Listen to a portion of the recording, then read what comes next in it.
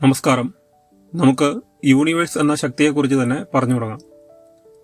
Universe എന്നത് രൂപമില്ലാത്ത, എന്നാൽ ദർശിക്കാൻ സാധിച്ചവർക്ക് ജ്യോതിരൂപത്തിൽ ദർശനം നൽകിയിട്ടുള്ളതുമായ ഒരു ബോധമണ്ഡലമാണ്. യൂണിവേഴ്സ് എന്ന പരമാത്മാവിൽ നിന്നും ഇറ്റിറ്റ് വീഴുന്ന തുള്ളികളാണ് ഈ പ്രപഞ്ചത്തിലെ ഓരോ അജീവ കണങ്ങളും. അവ വീണ്ടും യൂണിവേഴ്സിലേക്ക് തന്നെ ലയിച്ചു ചേരാനുള്ള യാത്രയിലാണ്.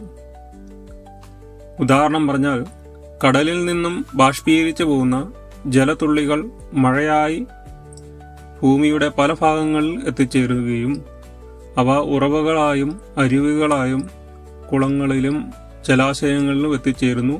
അവിടുന്ന് പിന്നെ കടലിലേക്ക് തന്നെ തിരിച്ചെത്തുന്നു.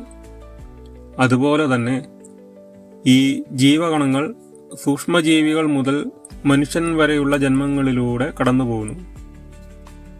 എന്നാണോ താൻ പ്രപഞ്ചശക്തിയുടെ അംശം തന്നെയാണെന്ന് തിരിച്ചറിയുന്നത്, അന്നു മുതൽ അവൻ യഥാർത്ഥ ആത്മീയ ജീവിതം ആരംഭിക്കുന്നു. ജീവകണത്തിന് ഊർജത്തിലേക്ക് ലയിക്കണമെങ്കിൽ അതിന് പ്രപഞ്ചശക്തിയുടെ നൈർമല്യത കൈവരിക്കണം.